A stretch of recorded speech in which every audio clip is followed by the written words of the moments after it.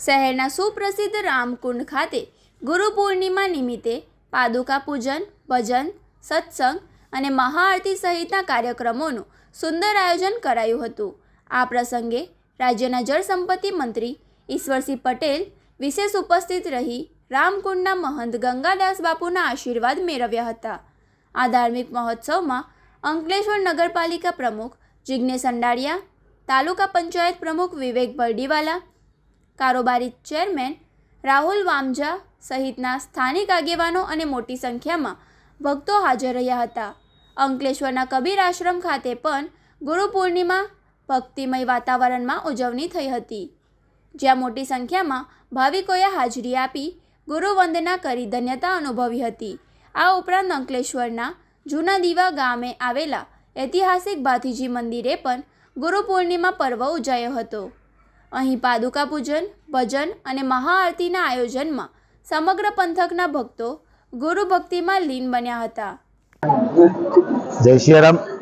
આજે ગુરુ પૂર્ણિમા મહોત્સવ ભારત દેશને વિદેશમાં પણ ગુરુ પૂર્ણિમા મનાવે છે, ત્યારે ગુરુ પૂર્ણિમા અંકલેશ્વર રામકુંડ તીર્થ ઉપર દિવ્ય અને ભવ્યથી ઉજવાઈ રહ્યો છે। ગુરુ પૂર્ણિમાની હાર્દિક બધાને શુભકામના। ભગવાન સદગુરુદેવ ભગવાન અંધકારમાંથી પ્રકાશ તરફ દોરે એવી શુભકામના। આપ સૌને જય શ્રી રામ, જય ગુરુદેવ। ભારતીય સંસ્કૃતિમાં ગુરુનો મહિમા બહુ અનંત ગણવામાં આવ્યો છે અને ગુરુ વગર આ જીવનો મુક્તિ થતી નથી। જ્યાં સુધી ગુરુની શરણમાં જીવ જતો નથી ત્યાં સુધી એની મુક્તિ થતી નથી। ગુરુનો બહુ તીન લોક નવખંડ में गुरु से बड़ा न कोई करता न કરી શકે। ગુરુ કહે છે હોય મહાપુરુષો રામ કૃષ્ણ જેવાને પણ ગુરુની શરણમાં જવું પડ્યું।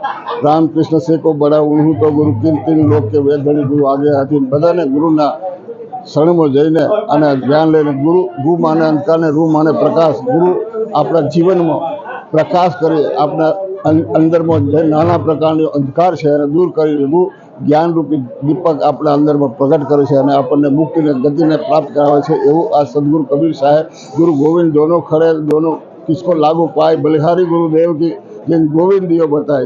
गुरु અને સદગુરુ અને ભગવાન જો સાથે હોય તો કબીર સાહેબ કે મેં પગે કોને લાગુ પહેલાં મેં મારા ગુરુને લાગુ, કારણ કે ગુરુ આપણને એ માર્ગ દેખાડે છે અને એના થકી આપણે પરમાત્માની અનુભૂતિ કરીએ છીએ જીવનમાં। તો એટલા માટે ગુરુનો મહિમા બહુ અપરંપાર છે। આ સંસારની અંદરમાં અનેક જીવો જે આજે ગુરુ પૂર્ણિમાનો બહુ મહિમા છે અને ગુરુ પૂર્ણિમાના દિવસે બધા ભક્તો પોતાના ગુરુની પાસે જઈને બંદગી ભરતા હોય છે, આશીર્વાદ લેતા હોય છે અને પોતાના જીવનને ધન બનાવતા હોય। ગુરુનો માર્ગ આપણે પોતાના જીવનમાં ઉતારતા હોય છે, ઉતારીને પોતાના જીવનને ધન બનાવે છે।